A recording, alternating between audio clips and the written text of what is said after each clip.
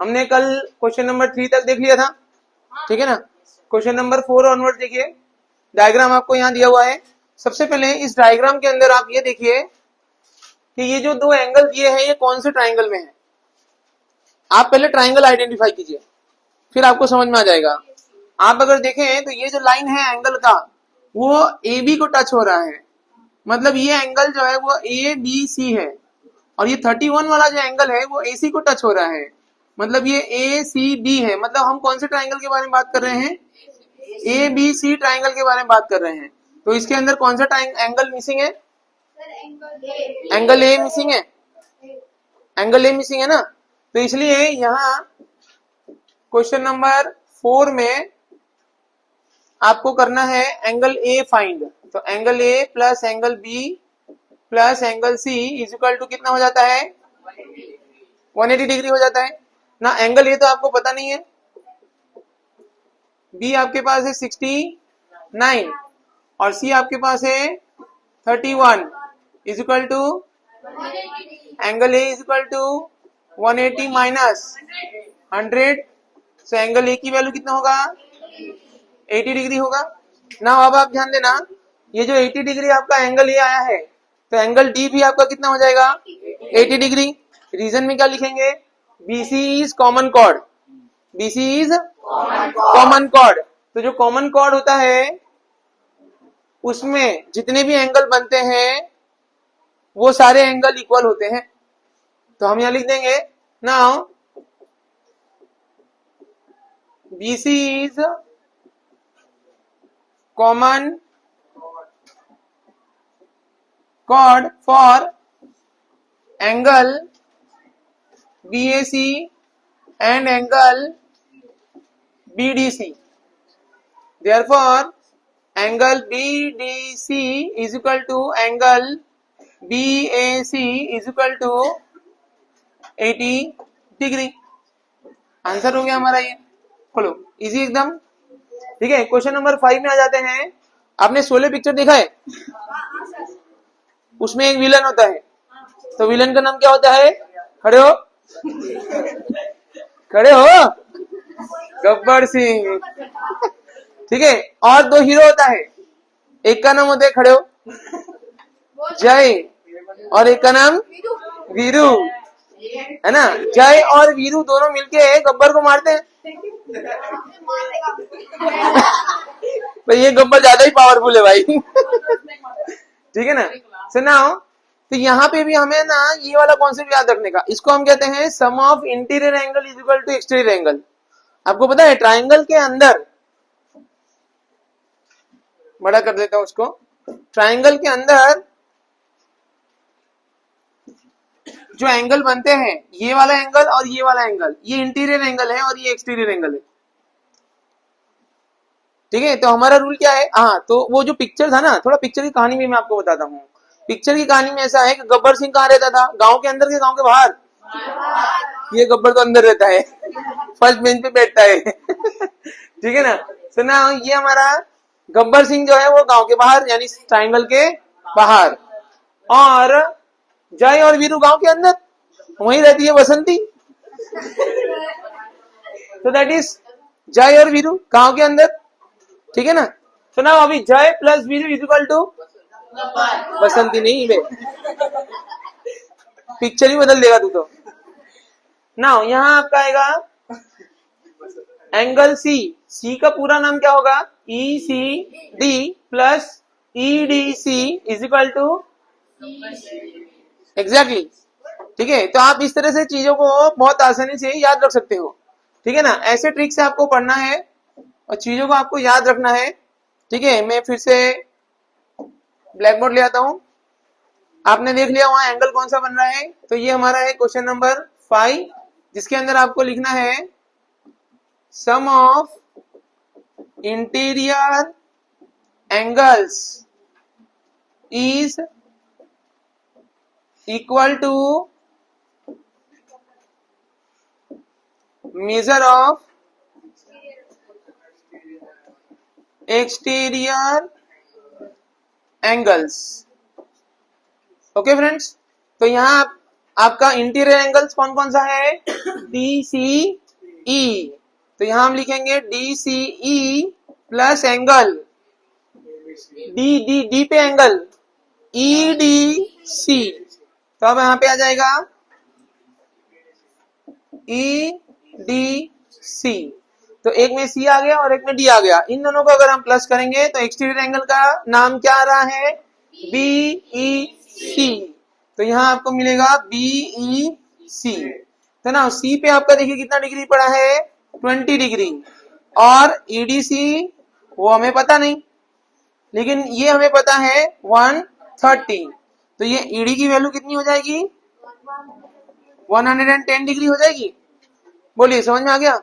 अब आपने देखा क्या किया, आपने ये वाला एंगल जो है फाइंड कर लिया, तो इस क्वेश्चन के जैसा ही इसमें भी आप देखिए ये कॉमन कोड हो गया, जिसमें एक एंगल डी पे बन रहा है और एक एंगल ए पे बन रहा है। बोलो, समझ में आ रहा है आपको? एक एंगल आपका ए पे बन रहा है और एक डी पे बन रहा है, तो इस तरह से यहाँ पे आप लिखेंगे भाई कॉमन कोड, तो कॉमन कोड का नाम क्या है?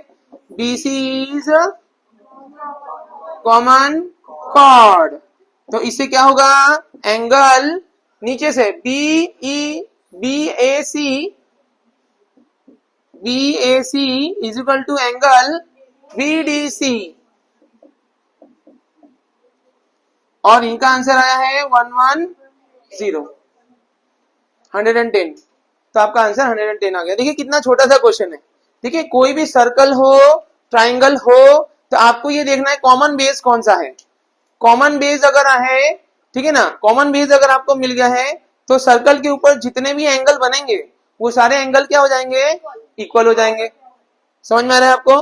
तो ये पैटर्न आपको यहाँ फॉलो करना है। आप देखिए दोनों में सेम पैटर्न हमने फॉलो किया, लेकिन इसके अंदर क्या था? ट्राइंगल दो अलग अलग देके रखे थे, इसके अंदर हमें इंटीरियर और एक्सटीरियर एंगल, ट्राइंगल जो है एंगल का फॉर्मूला हमें यूज करना है। पैटर्न अगेन आपको एंड पैटर्न जो है दोनों में सेम मिलेगा।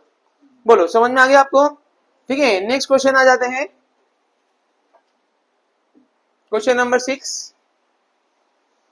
ना क्वेश्चन नंबर 6 में हम देखिए डायग्राम नहीं दिया हुआ है, आपको डायग्राम खुद ड्रॉ करना है। ठीक है, क्या दिया है? ABCD is a cyclic quadrilateral whose diagonal intersect at point E if DBC is 70 degree and BAC is 30 degree, find BCD।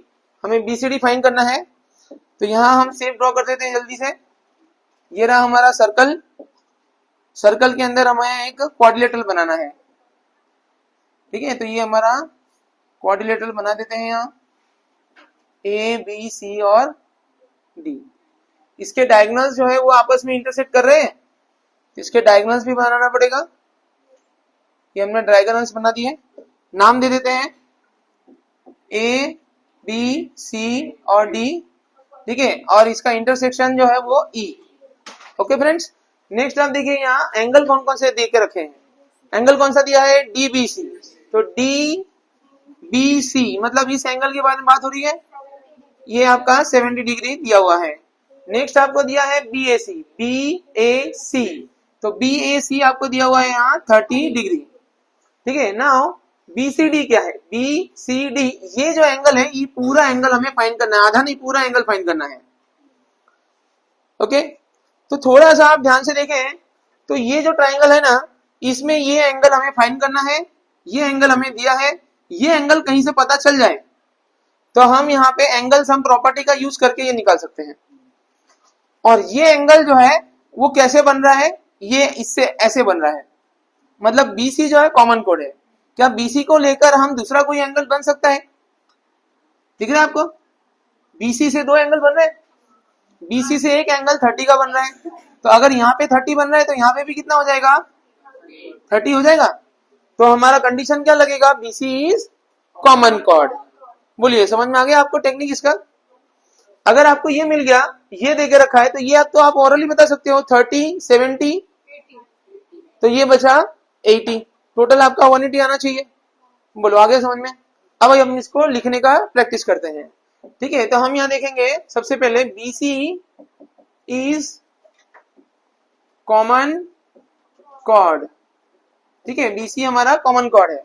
अगर BC कॉमन कॉर्ड है तो angle BAC is equal to angle BDC। Angle B A C is equal to B D C हो जाएगा, और ये दोनों की value कितना हो जाएगा 30। अब हमें कौन से ट्राइंगल में देखना है, यस, तो हम लिखेंगे in triangle B C D, ठीक है। तो उसके अंदर आपका एंगल ये वाला D B C plus angle ये वाला बी डी सी और नीचे वाला very good B C D is equal to 180 हो जाएगा। अब जिनकी वैल्यू पता है लिखते जाइए, इसका पता है 70, इसका पता है 30, इसका हमें नहीं पता, B C D is equal to 180 degree. Now B C D is equal to 180 minus 100, तो बी सी डी की वैल्यू कितनी आ गई 80 डिग्री आ गई। वेरी गुड, बोलिए ये फर्स्ट पार्ट आपका समझ में आ गया। अब इस क्वेश्चन के अंदर दो पार्ट है, एक पार्ट तो हमने सॉल्व कर लिया, दूसरे पार्ट में क्या बोलता है, if A B and B C are equal, क्या बोला है, A B and B C are equal. तो चलिए हम ये दोनों का इक्वल साइड जो है वो ड्रॉ करते हैं। ए बी यानी ये रहा और बी सी यानी ये रहा, ये दोनों साइड जो है ये इक्वल है ना। You have already learn that if sides are equal then opposite angles are equal, पढ़ा है ना आपने। तो इसका मतलब क्या हो गया, इसके सामने का एंगल, इस साइड के सामने का एंगल 30 है, तो इस साइड के सामने का एंगल भी कितना हो जाएगा 30, यानी इतना, सिर्फ इतना, पूरा नहीं, पूरा तो हमने निकाला 80, सिर्फ इतना जो है 30 है। तो हमें फाइंड क्या करने के लिए बोला है, ई सी डी। देखिए ई सी डी कहाँ है, ई सी डी मतलब रिमेनिंग की बात कर रहे हैं, तो टोटल तो 80 है, 30 निकाल लिया आपने, बचा वो लिख के दिखाना है, समझ में आया है ना। लिख के दिखाना है तो मार्क्स मिलेगा, मन में रखोगे तो मार्क्स नहीं मिलेगा, फिर टीचर भी आपको मन में मार्क्स दे देगा, चलेगा क्या, नहीं ना, तो लिखना पड़ेगा। समझ में आया। चलिए हम लिखते हैं in triangle A B C, A B equal to B C, therefore angle B A C is equal to angle B C A is equal to 30 degree. Now आपका ये जो एंगल है ECD वो कैसे आएगा, angle ECD is equal to total angle